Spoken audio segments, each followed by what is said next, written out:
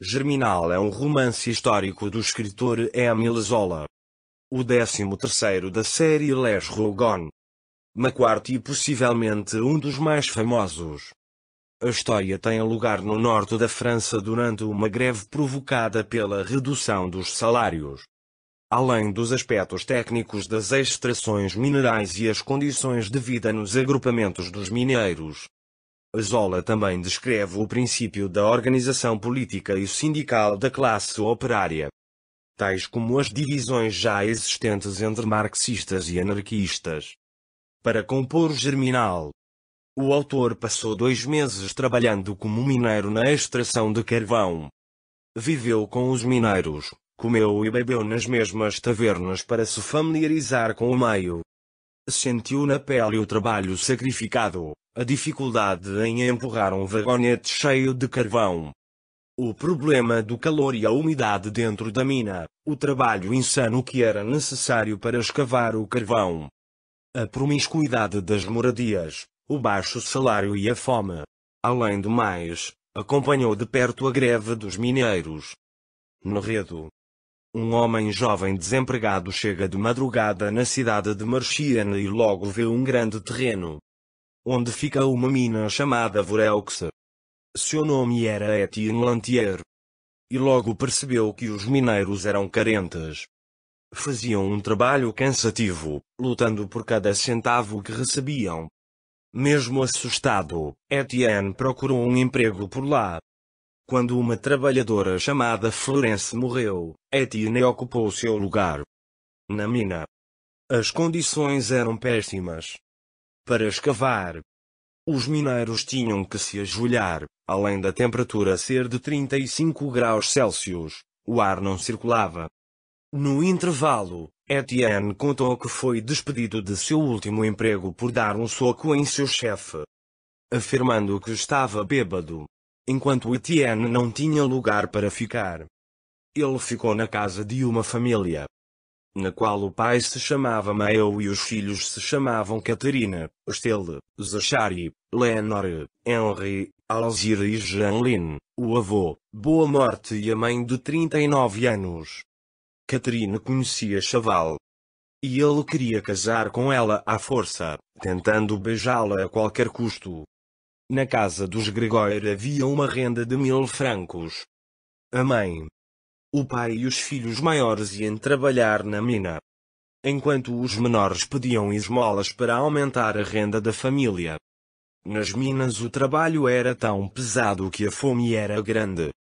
Sua vida baseava-se em uma rotina inalterável por conta do problema financeiro. Acordavam cedo todas as manhãs para trabalhar nas minas e voltavam na metade do dia para o almoço. Após o intervalo, voltavam à mina e trabalhavam até a tarde. Para realizar a higiene pessoal, banhavam-se em uma tina, uma espécie de banheira, partilhando todos da mesma água. Como a situação da família não era boa, o filho Jeanlin teve uma ideia: a família comeria menos salada para vender nas cidades próximas. Havia um canto não operacional na mina, onde os jovens se encontravam. Etienne ia se habituando ao trabalho na mina. Seu trabalho bem feito era de se admirar. Surgiam ideias revolucionárias em sua mente. Como era inexperiente, pedia ajuda a Pluchart, membro da Internacional. Suas ideias políticas eram passadas a Etienne e se resumiam aos mineiros explorados. Eles tinham ideias semelhantes, deviam arrecadar dinheiro dos revoltos, que seria útil no futuro. Rasseneur, dono da taverna, achava que a caixa de previdências não daria certo. Etienne foi morar na casa de Maeu. Este amava, mas não falava com Catherine. A influência de Etienne incentivou toda a aldeia, onde a caixa de previdências começou a funcionar. Etienne foi nomeado secretário da associação e recebia até um pequeno salário por cuidar da contabilidade. Sem dinheiro para comida, começaram a surgir os primeiros pensamentos sobre uma possível greve. Quando Maeu foi pegar seu salário, se espantou, devido à diminuição. Pensou em protestar, mas não teve coragem. A injustiça havia aumentado muito, então começou a greve. Etienne resumiu a situação. Se a companhia quer greve, ela vai ter greve. Depois de uma semana, o trabalho continuou, à espera do conflito. De repente, ocorreu um desmoronamento e Jeanlin, que estava sozinho no seu setor, acabou ficando soterrado. Mayo achou depois de um tempo, com as duas pernas quebradas. Para piorar a situação dos Mayo, Catherine é obrigada a ir morar com Chaval, deixando menos dinheiro para a família. A diminuição dos salários é a gota d'água que causa a rebelião. Esta se inicia na mina de Vorex e vai se agravando ao longo do tempo. A principal consequência da greve é a falta de condições básicas, causada pela privação de salários. A família de Mayo é um forte exemplo desse sofrimento. Lá, eles sofrem com a fome e constante frio. Após o incidente da mina, Jeanlin havia-se curado. Agora retornou aos seus roubos, se escondendo no fundo de uma mina abandonada para não dividir seus bens. Certo dia, Etienne descobre tal esconderijo e decide mantê-lo em segredo, imaginando que poderia vir a ser útil para si mesmo. Os grevistas planejavam destruir tudo. Prosseguiram desta maneira até a morte. O Cheval, porém, continuava trabalhando. Os demais não desistiram tão facilmente. Catherine era forçada a permanecer com Cheval, abandonando sua própria família. Liderados por Cheval, o grupo de trabalhadores marcharam para a mina de Nolin.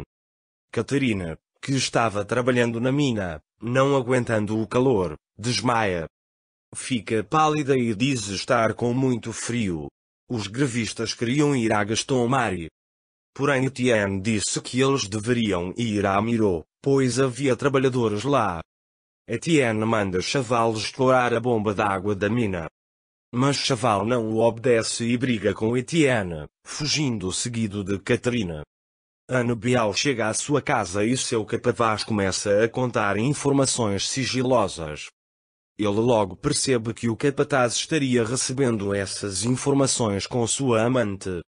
Os grevistas invadem Motsu em direção a Vorex, seguem em direção à casa de Niao. Mas o grupo já não obedece mais. Depois de muita confusão, um estrondo sacode o chão. Era a polícia.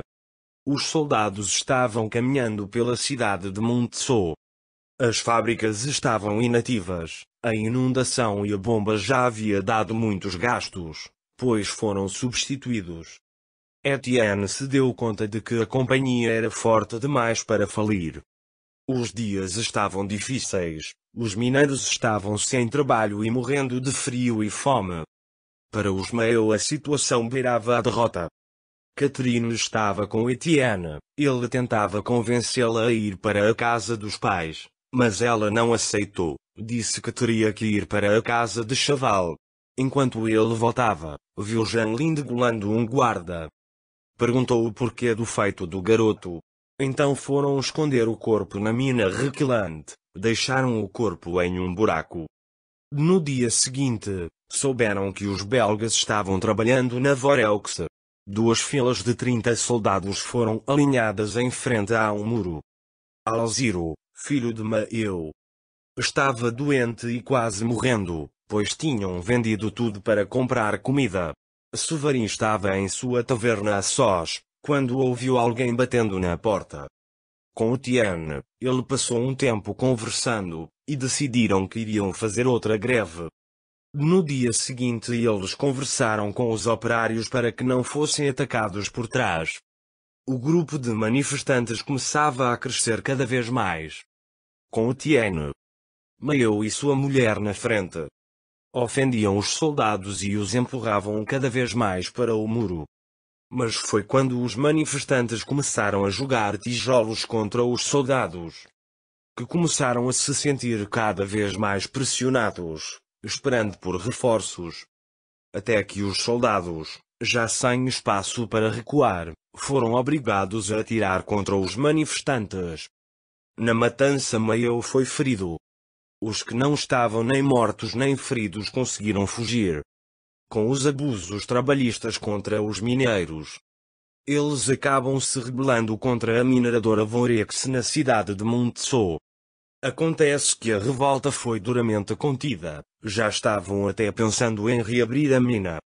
Etienne resolveu acabar com a greve, o que irritou os mineradores, mas seu rival, Rasseneur, acalmou os revoltosos e conseguiu finalmente superar Etienne.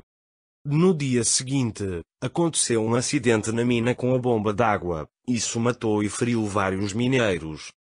Na tentativa de escapar, Etienne, Catherine e Chaval ficam presos. O mineiro, não aguentando mais seu inimigo, mata Chaval. Ele acaba sobrevivendo, mas perde sua amada. Deixa a vila e vai para Paris, seguindo seus sonhos. Porém ele acaba sendo assaltado e morto no processo. Final do resumo. Obrigada.